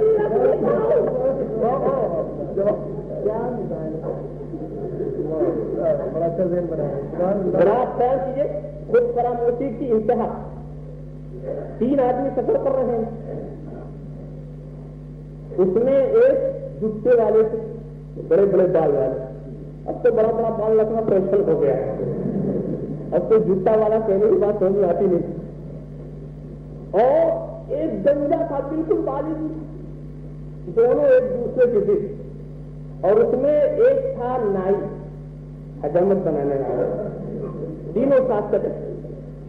راستے میں ایک جگہ قیام ہوا تو تینوں دوستوں نے یہ کہا کہ دیکھو اگر سب سے جائیں گے تو کہیں کوئی آ کر ہمارا سامان نہ لے جائے. ایسا کرو کہ آج کچھ باری باندھ دو. تو لوگوں نے کہا اچھا ایسا کرو پہلے جو یہ نائی ہے وہ پہلے جاگے, اس کے بعد وہ جوتے والے کو اٹھا دے, ڈھال والے کو اٹھا دے, پھر وہ جب سونے کا اچھا وقت ہے تو وہ گنجے طے ہو گیا. اب وہ جوتے والے کو بہت بے خبر سونے کی عادت, اور نائی کو بہت ہی جلدی نیند آنے کی عادت. تو اب اس پر نیند کا غلطہ ہوا, اس میں سوچا کریں کیا, کچھ کام کرنا چاہیے. پھر لیا ہوا سوچا ایک کام یہی ہے جن کے بال کو صاف کر دیا تھا, اور وہ ایسا بے خبر کہ ان کو پتا بھی نہیں چلا.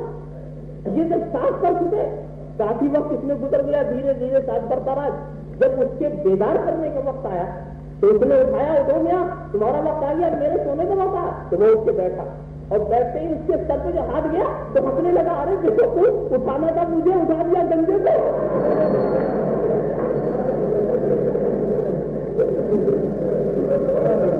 میں آپ سے یہ پوچھتا ہوں, میں آپ سے یہ سوال کرتا ہوں, اس طرح کے خود فراموش کو اگر میں آپ کے حوالے کر دوں اور کہہ دوں اسے خدا کا پتہ دے دو,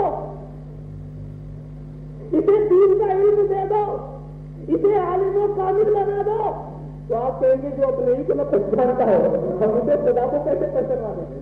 یقین جانو میرا رسول جب آیا تھا تو عرب کا یہی حال تھا, عرب کا یہی حال تھا.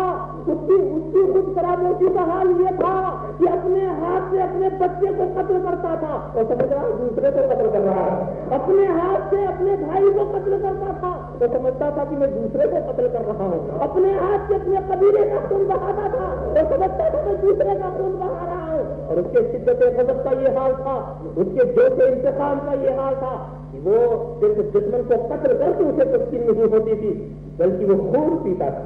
اس پر بھی تصور نہیں, ناک کان دل کو نکال کر کے کلیجے کو الگ کر کے اپنے کلیجے دانتوں سے کلیجے کو چباتا تھا. اس پر بھی تسکین نہیں ہوتی تھی تو دل کو نکال کر کے آنکھ اور کان ناک کو کاٹ کر کے وہ بناتا تھا, ہار بناتا تھا اور گلے میں پہنتا تھا. اور اس وقت لوگ اس کی تعریف کرتے تھے, بہادری کا نشان مجھے سمجھا جاتا تھا, فلاں نے اتنے آدمیوں کے کلیجے کا ہار پہنا ہے, فلاں نے 20 آدمیوں کا کلیجے کا ہار پہنا ہے.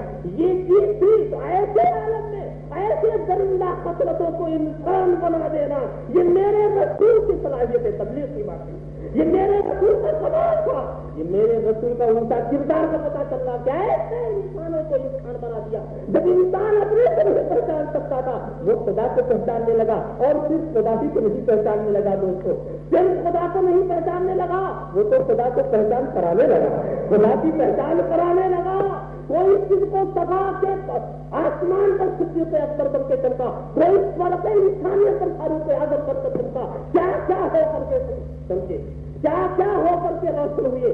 ذرا سا غور کرو, ساری درندگی ختم ہو گئی, ساری غنیمت ختم ہو گئی. اب اگر انسانیت کے جواہر دیکھنے ہیں تو انہیں دیکھو, انسانیت کا کمال دیکھنا ہے تو انہیں دیکھو. اسی لیے ہم کہتے ہیں کہ واقعی دوستو ہم تعریف نہیں کر سکتے کہ ایسے دور میں اللہ کے رسول نے ایسے انسانوں کو انسان بنایا جس لائق سے دوسرے کیوں نہیں انسان کہا جائے. مگر ایک بات میں بتاؤں, یہاں پر سوچنے کی بات, اللہ کے رسول کے لیے ایک بات آسان تھی, ایک بات آسان تھی, مگر آسان بات کو نہیں اپنایا, اور جو بات مشکل تھی اسے اپنا لیا. آسان بات یہ تھی کہ اللہ کے رسول عرب کی قومیت کو بیدار کرتے, اور جو پروگرام بناتے وہ قومیت اور وطنیت کی بنیاد پہ بناتے. قومیت اور وطنیت کی بنیاد پر اگر اللہ کے رسول کوئی پروگرام بناتے تو عرب ان کا دشمن نہ ہوتا. ایران اور روم کی حکومتوں کی مثال دے کر ایک عرب حکومت کا پلان بناتے تو یہ ابو جہل ابو لہب دشمن نہ ہوتے. تمہارے سامنے تاریخ کا وہ ورق موجود ہے جبکہ کفار مکہ نے آ کر کے پیشکش کی تھی کہ اگر یہ سرداری چاہتے ہیں تو ہم سرداری دے دیں, اگر یہ دولت چاہتے ہیں تو ہم دولت دے دیں, اگر یہ حسن و جمال کے پاس دولت کا منتخب حسن و جمال ان کے پیروں پہ لا کے ڈال دیا جائے. مگر اللہ کے رسول نے کہا تھا کہ اگر یہ ایک ہاتھ پر چاند لا کر رکھتے, دوسرے ہاتھ پر سورج لا کر رکھتے, پھر بھی ہم اپنے مشن سے باز نہیں آ سکتے. تو قومیت کے جذبے کو نہیں اٹھا رہا, قومیت عربیہ کی بات نہیں کی تو رسول نے تصور دے دیا پہلے مذہب ہے پھر قوم ہے, پہلے دین ہے پھر وطن ہے. اب سمجھ لو, اب اگر کوئی تصور تمہارے سامنے ایسا رکھے کہ پہلے قوم ہے پھر اسلام ہے, پہلے وطن ہے پھر اسلام ہے, تو سمجھ لو یہ اس تصور کے خلاف تصور پیش کر رہا جو اللہ کے رسول نے پیش کیا ہے. اللہ کے رسول نے قومیت عربیہ کا نام نہیں لیا, اللہ کے رسول نے اپنے قوم اپنے قبیلے کا خیال نہیں کیا. اللہ کے رسول نے یہ آ کے نہیں کہا کہ میں اپنے وطن کے لیے پیغام لایا ہوں, میں اپنے قوم کے لیے پیغام لایا ہوں. نہیں, میں سارے انسانوں کے لیے پیغام لایا ہوں, میں سارے انسانوں کی فلاح بہبودی کی بات کر رہا ہوں. لا فضل للعربی علی العجمی ولا للعجمی علی العربی, نہ عربی کو عجمی پر کوئی فضیلت ہے اور نہ عجمی کو عربی پر کوئی فضیلت ہے. میں سب کو برابر سمجھتا ہوں, چاہے وہ قریشی ہو یا غیر قریشی ہو, چاہے وہ ہاشمی ہو چاہے غیر ہاشمی ہو, چاہے وہ عربی ہو چاہے وہ عجمی ہو. میں سارے انسانوں کو ایک نگاہ سے دیکھتا ہوں اور سب کی فلاح و بہبودی کا میں پروگرام لے کر آیا ہوں. دوستو, یہ ایسا پیغام تھا کہ جس میں قریش نے اپنی ذلت محسوس کی, یہ ایسا پیغام تھا جس میں عرب نے اپنی رسوائی محسوس کی, مگر اللہ کے رسول نے آسان راستے کو چھوڑ دیا. کیوں؟ اس لیے کہ وہ مقصد نہ تھا. دشوار راستے کو اختیار کر لیا. کیوں؟ اس لیے وہی مقصد نبوت تھا.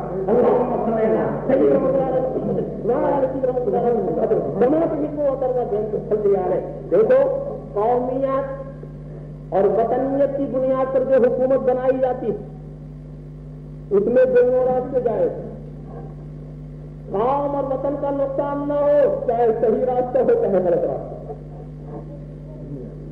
اچھے راستے بھی جائز, برے راستے بھی جائز, مگر جو حکومت انسانیت کی بنیاد پر بنائی جائے وہاں پورے راستے کے سوالی نہیں. رسول کی ذمہ داری یہی تھی کہ دیکھو سارے انسان کو فلاح و بہبودی کا پیغام دو. تمہارا پیغام مخصوص کسی قوم کے لیے, قوم تو کیا کسی زمانے کے لیے بھی مخصوص نہیں. قومیت اور وطنیت کی بنیاد پر جو حکومت ہوتی ہے اس کے لیے اس پر یہ کوئی ذمہ داری نہیں کہ برائی کو مٹائیں تو برائی نہ کریں. بعض لوگ برائی کو مٹانے کے لیے برائی کرتے ہیں. آپ کہیں وہ کہتے ہیں برائی کو مٹانے کے لیے برائی کرتے. جی ہاں, مٹانا ہے برائی اور کر رہے ہیں برائی.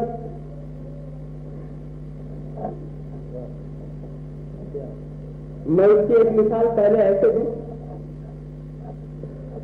محرم کا مہینہ جب دیکھا کہ قوم میں امام علی مقام کی یاد نہیں ہو رہی, قوم امام کے خدمات کو فراموش کر رہی ہے, تو انہوں نے کہا کہ یہ تو بڑی برائی ہے, اس کو مٹانا چاہیے تاکہ امام کو یاد تو کرے. مگر مٹانے کا طریقہ انہوں نے کیا نکالا, خوب ڈھول بجا رہے ہیں, خوب تماشے کر رہے ہیں. ارے نادانوں, برائی کو مٹا رہے ہو, برائی کے لیے. اگر اس برائی کو مٹانا تھا تو کچھ اچھے طریقے بھی تو تھے. کیا مطلب؟ پھر اور میں آگے چل کے وضاحت کروں کہ میں اسلام کے نام پر آپ کو یہاں بلاؤں اور اسلام کا تعارف کراؤں, اور اسلام کے تعارف میں کروں میں کیا؟ اسلام کو کوئی نہیں جانتا نا, یہ تو ایک برائی ہے. تو میں نے سوچا کہ لاؤ اسلام کو پہچان کراؤ, اسلام کا تعارف کراؤ. تو اسلام کے تعارف کرانے میں میں کیا کروں کہ اسی اسٹیج پر کوئی فلم چالو کروں, یہ اسلام کا تعارف کرا. اسی اسٹیج پر ناچ گانے کا پروگرام رکھ دیا جائے, اسی اسٹیج پر عورتوں کے گانے بجانے کی چیز رکھ دی جائے. ٹھیک ہے, وہ اس میں ناچ ہو, اس میں حمد ہو, اس میں اچھا کلام ہو, اور ہم کچھ ہو رہے ہیں کہ اسلام کو لوگ پہچان رہے ہیں. ارے نادان, اسلام کا پہچان کرانا تو بہت آسان تھا, مگر تمہیں برائی کو دور کرنے کے لیے اس سے بڑی برائی اختیار کر لی.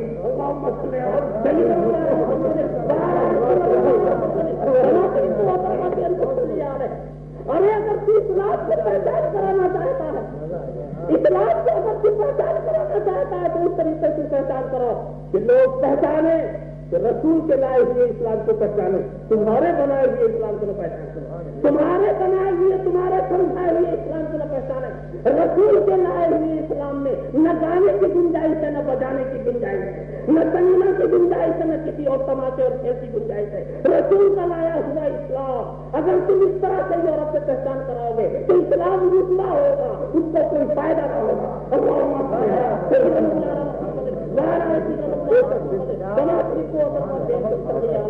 دیکھو اچھی طرح سے سمجھ لو, ہم برائی مٹائے اور برائی سے ذریعہ برا کام کر کے برائی مٹائے, ایسا نہیں ہونا چاہیے. کہ میرا رسول ایسا نہیں کر سکتا, ایسا نہیں ہو سکتا کہ وہ برائی کو مٹائے تو برے سے مٹائے, برائی کر کے مٹائے. یعنی میرے رسول ایسا نہیں کریں گے کہ لا کافروں اور مشرکوں کو اپنی طرف بلانے کے لیے کچھ ان کے لیے تفریحی پروگرام کر دیا جائے تاکہ جب وہ آئیں گے تو میں سمجھاؤں گا, پھر ان کو کچھ بتاؤں گا. رسول نے ایسے کبھی حرکت نہیں کی, کبھی ایسا فعل نہیں اختیار فرمایا. وہ سمجھ رہے تھے کہ قومیت اور وطنیت کی بنیاد پر جو پروگرام چلتا ہے اس میں کوئی ذمہ داری نہیں رہتی. وہ برائی کو مٹاتے بھی ہے اور برائی کو اپناتے بھی ہے.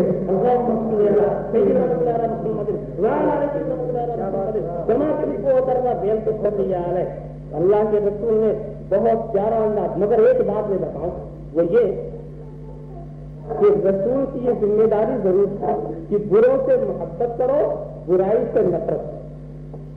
مگر اس ذمہ داری کے پیچھے دو ساتھ اور سمجھے کہ بروں کی بھی کئی قسمیں, مریضوں کی کئی قسمیں.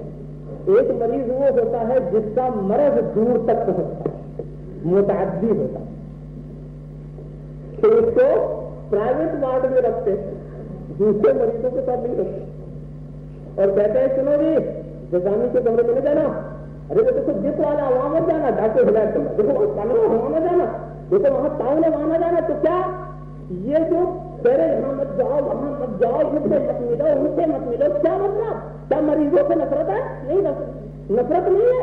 نفرت تو مرض سے ہے, مگر یہ مریض اپنے مرض کو دوسروں کو لگا نہ دے, اس لیے پرہیز بتایا جاتا ہے. پرہیز اور ہے, نفرت اور ہے.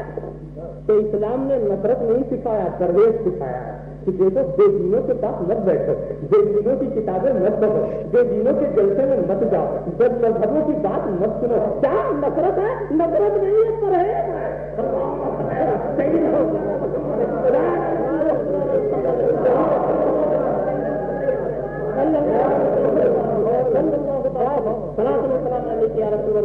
اور اگر کوئی اپنی بے دینی کو بغیر طاقت منوانا چاہے گا تو اس وقت رسول بھی مجبور ہو گئے کہ تلوار اٹھائیں. تلوار رسول نے اس لیے نہیں اٹھایا تھا تم اپنے خرابی اپنے تک محدود رکھو, اپنی برائی اپنے تک محدود رکھو, اس کے پھیلانے کی کوشش نہ کرو, اسے دبانے کی کوشش نہ کرو. ہم سے تم سے کوئی اختلاف نہیں, ہم تمہاری برائی سے نفرت کریں گے مگر تم سے محبت کریں گے. مگر اگر تم نے بطور طاقت اپنی برائی کو پھیلانا چاہا, اگر تم نے پریس کے زور سے اپنی برائی کو پھیلانا چاہا, اگر تم نے اسٹیج سجا کر اپنی برائی کو پھیلانا چاہا, اگر تم نے لٹریچر لکھ کر اپنی برائی کو پھیلانا چاہا, اب ہم خاموش نہ ہوں گے. اب ہمارے ہاتھ میں بھی قلم ہوگا, اب ہمارے ہاتھ میں بھی تلوار ہوگی, اب ہماری زبان بھی گویا ہوگی. تم اپنی برائی کو اپنے تک رکھو, ہم کچھ نہ کہیں گے, مگر پھیلانے کی کوشش مت کرو. اللہ کے رسول نے یہی کیا کہ جو پھیلانے کی کوشش کرتا ہے اس کے مقابلے میں تلوار ضرورت استعمال فرمائی, ورنہ اللہ کے رسول انسانوں کے مقابلے میں تلوار استعمال کرنا پسند نہیں فرماتے تھے. مگر ایسے پوروں کے مقابلے میں تمہیں تلوار اٹھانی ہی پڑ گئی جو اپنی برائی کو بغیر طاقت منوانا چاہتے. اور تمہیں لے چلو دیکھو رسولت کا معاملہ. ایک عمر ابن عبدود, اسلام نے کسی حال میں برائی کو جائز نہیں رکھا, وہ مجھے دکھانا چاہتا ہوں. لڑائی میں بھی برائی جائز نہیں, لڑائی میں بھی شرافت نفسی کا مظاہرہ کرو. مقابلہ ہوا, حضرت علی جب اس کے مقابلے میں گئے تو تلوار نیام کے اندر, مقابلے کے لیے لوگ ہاتھ میں تلوار لے کے جاتے ہیں مگر نہیں. دیکھیے مسلمانوں کا کردار ہے, وہ تو تلوار ہاتھ میں لے کے تیار ہے, یہ نیام کے اندر تو اس نے کہا اے علی تم میرے سامنے سے چلے گئے، تمہارے باپ ابو طالب سے میری دوستی تھی، میں تمہیں اپنے ہاتھ سے قتل کرنا نہیں چاہتا۔ حضرت علی نے کہا سنو جی، کفر و ایمان میں کوئی رشتہ نہیں ہوا کرتا، اگر تم میری بات کو نہیں مانو گے میں تم سے ضرور لڑوں گا۔ اچھا تم کیا کہنا چاہتے ہو؟ تو میں نے یہ سنا ہے کہ تمہارا یہ اعلان ہے کہ جو تم سے کوئی 3 بات کہتا ہے تو ایک بات تم ضرور مان لیتے ہو۔ کہاں میرا یہ تو اعلان ہے، تو پہلی بات تو میں یہ کہوں گا تم مسلمان ہو جاؤ۔ دیکھیے کیا انداز، برے کے دشمن نہیں ہے، برائی کے دشمن، آؤ ہمارے گلے سے لگ جائے، پہلی بات یہ۔ اس بات میں یہ تو نہیں ہو سکتا۔ ساتھ ساتھ دوسری بات یہ ہے کہ تم چلے جاؤ واپس، اپنے کفر کو اپنے تک محدود رکھو، طاقت کے زور سے پھیلانے کی کوشش نہ کرو، ہم تمہارا پیچھے نہ کریں، چلے جاؤ واپس چلے جاؤ۔ اس نے کہا یہ بھی نہیں ہوگا، تو سب تیسری صورت میں مجبوری آ گئی۔ ابھی تک تو ہم نے میان کے اندر تلوار رکھی سے نکالنا پڑا، نہ تم برائی کو ختم کرنا چاہتے ہو اور نہ برائی کو اپنے تک محدود رکھنا چاہتے ہو، تب تیسری صورت ہے ہم تمہیں برائی پھیلانے نہ دیں گے۔ مقابلہ ہوا، گردن کاٹ لی، گردن کاٹ کے سر کو لا کر کے رسول کے قدموں پہ ڈال دیا، مگر نہ زرہ اتاری، نہ تلوار لی، نہ اس کا مسئلہ کیا، نہ اس کا کلیجہ نکالا، کچھ نہیں، لاش ویسے ہی پڑی ہوئی، لاش ویسے پڑی، یعنی لڑائی میں بھی برائی جائز نہیں، جہاں تک مقصد تھا وہ حاصل ہو گیا، آگے اب درندگی والی بات نہ ہونی چاہیے، آگے بہیمت والا انداز نہ ہونا چاہیے۔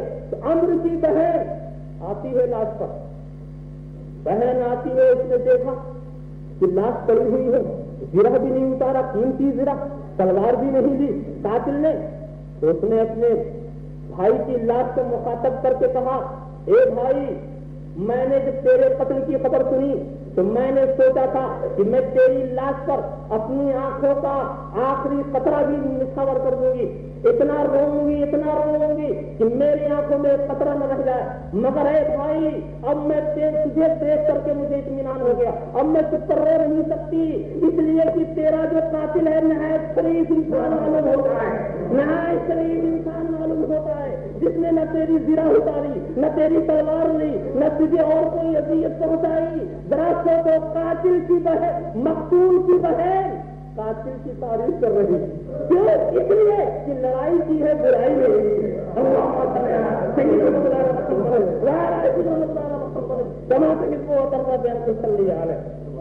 اور یہ سب اچھی طرح سے مسائل سنو۔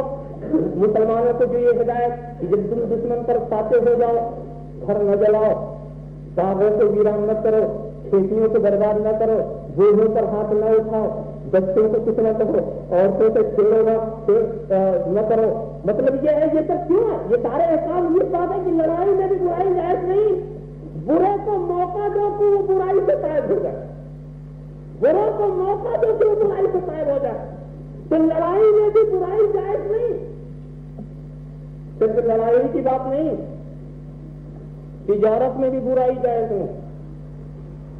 اور آج کا ماحول کیا بھی تو تجارت ہے، ایسا یہ بزنس ہے، یہاں سب چلتا ہے، دودھ بھی چلتا ہے، سچ بھی چلتا ہے، جھوٹا کھاتا بھی چلتا ہے، سچا کھاتا بھی چلتا ہے، اصلی مال چلتا ہے، نقلی مال چلتا ہے، سب چلتا ہے۔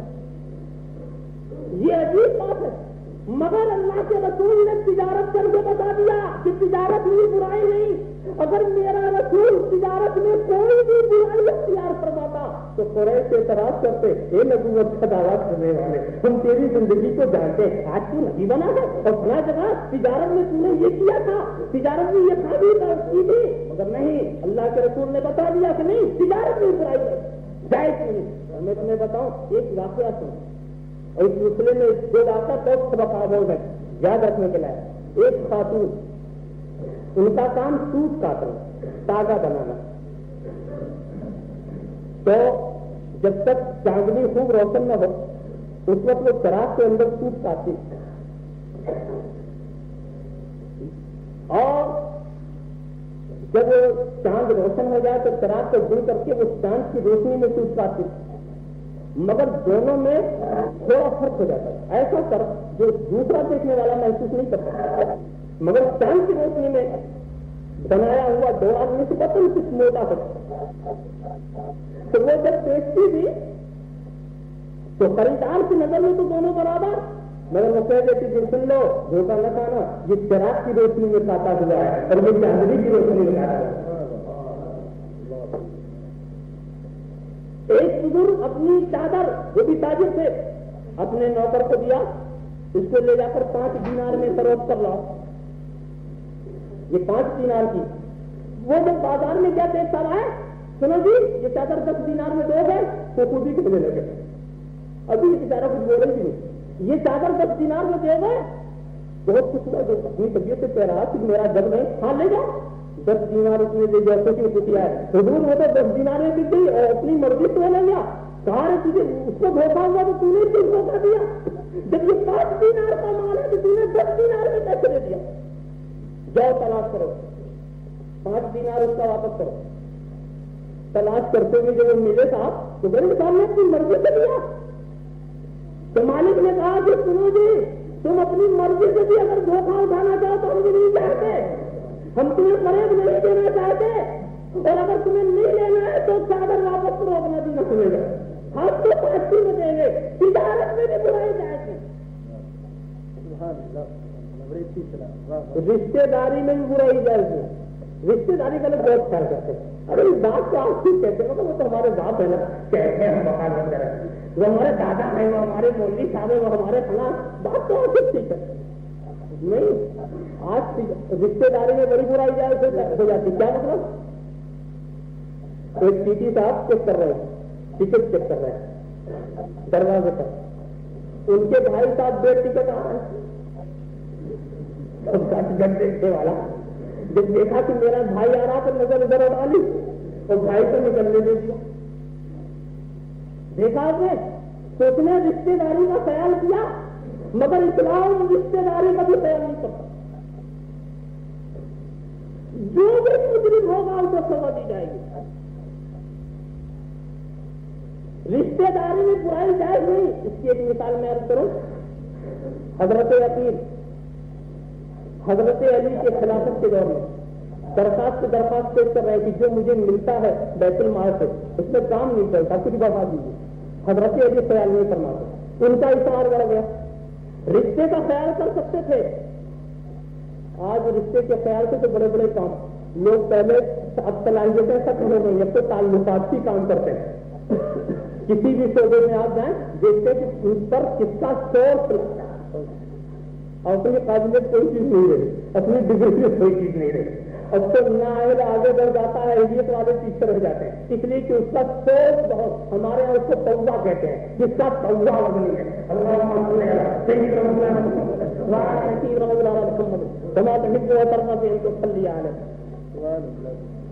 تو جب دیکھا کہ حضرت حکیم بڑا اقرار کر رہے ہیں تو بلا کر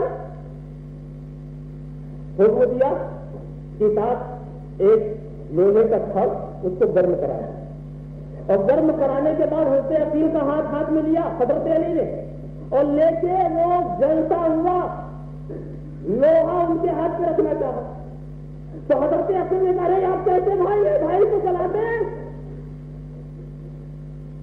کیسے بھائی کو جلاتے ہیں، تو کہا سنا اگر میں بیت المال سے زیادہ تمہیں دے دوں تو جہنم کی آگ تو مجھے بھی جلائے گی، تو کیسا بھائی ہے کہ جو بھائی کو جلاتا ہے، تو کیسا بھائی ہے کہ جو بھائی کو جلاتا ہے، تو رشتے داری میں بھی برائی جائز نہیں۔ ذرا صاحب غور کرتے چلے جاؤ،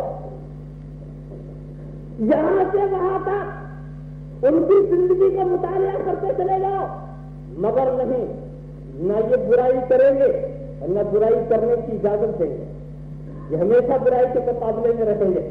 یہ کس کے تعلیم جناب محمد رسول اللہ صلی اللہ تعالی وسلم هو الذی بعث فی الامیین رسولا، اللہ وہ ہے جس نے اپنے رسول کو امیین میں مبعوث فرمایا، کہ محمد سے وفات ہونے تو ہم تیرے ہیں، یہ جہاں چیز ہے کیا لوح و قلم تیرے ہیں، محمد کی محبت دین حق کی شرط اول ہے، اسی میں ہے اگر حامی تو سب کچھ نامکمل ہے، محمد کی غلامی ہے سند آزاد ہونے کی، خدا کے دامن توحید میں آزاد ہونے کی. بڑے بڑے یہ بات میرے تعلق میں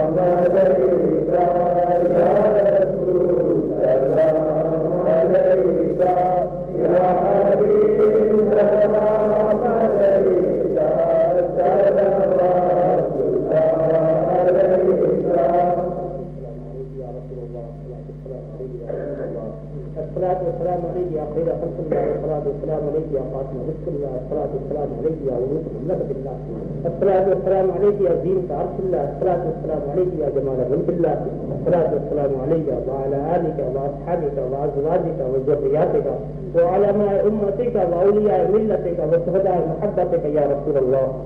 اللهم صل وسلم وبارك إنا نعوذ بقدرك القديم وطولك العظيم ورزقك العليم. اللهم اصرف عنا البلاء والوباء بحرمة عبادك المقربين من الأنبياء والمرسلين والشهداء والصالحين ومن الظالم والأوصال أجمعين. صلى الله تعالى على خير خلقه وعلى آله وأصحابه أجمعين برحمتك.